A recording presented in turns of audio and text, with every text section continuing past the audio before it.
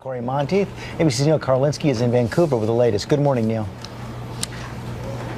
George, good morning. Sad to say this is exactly what people feared. 31-year-old Cory Monteith died in his hotel here this weekend from the very drugs he had been battling for so much of his adult life. Investigators now say it was clear the moment Cory Monteith's body was found, unresponsive and alone in his hotel room, that an overdose was likely to blame. The coroner says the 31-year-old actor died of a mixed drug toxicity involving heroin and alcohol. There's absolutely nothing at this point, no evidence to suggest this is anything other than the most sad and tragic accident.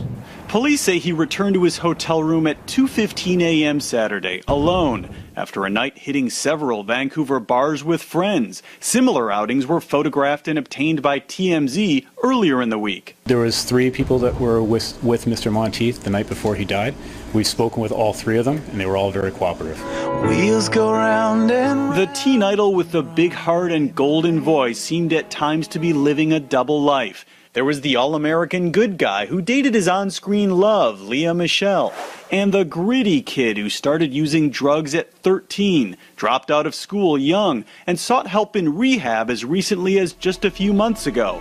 It was a challenge he was vocal about, eagerly wanting to help others. If I can, through my experience, shed light on the way out of a difficult situation that I know many kids are experiencing, just like I did when I was a teenager. A clip has now been released showing Monteith in a soon-to-be-released film where he plays a drug addict, a role he says that drew on his own experiences. You just cost me $50. Late Tuesday, Lea Michele's publicist released a new statement. Lea has been grieving alongside his family and making appropriate arrangements with them. They are supporting each other as they endure this profound loss.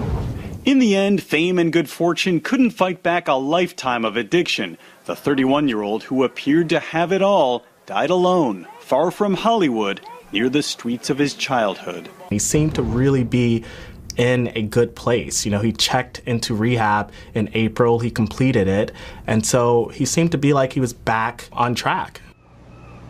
As far as investigators are concerned, this is essentially case closed. Monteith's family has asked for privacy. Funeral plans have not been announced. Elizabeth? All right, Neil, thank you so much. And for more now, joining us from San Francisco is addiction specialist Christina Wanzelak. Good morning, and it's great to have you here. There were reports that he had been seen, Cory, in Vancouver the night that he died, drinking a beer, which seems to be innocuous, but you maintain that it isn't for somebody with his history.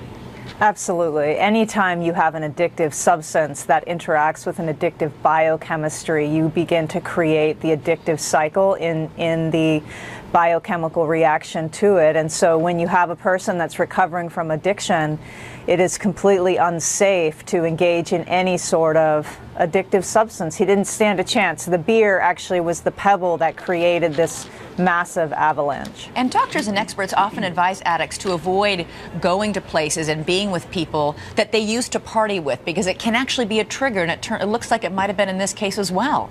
Absolutely. However, relapse is a process. It didn't just begin when he went into Vancouver. It's a process. It happens over a course of time, and the actual using is the end of that process. So whatever was happening to him prior is that's the part that's most important. It's not about being around old friends. When we are taking care of our addiction, when we are maintaining our recovery, we can go anywhere and be with whomever and be safe in that environment. When he was so public with his battle, had the support of so many friends and family, people seem to be saying that he was doing so well and that this was a surprise.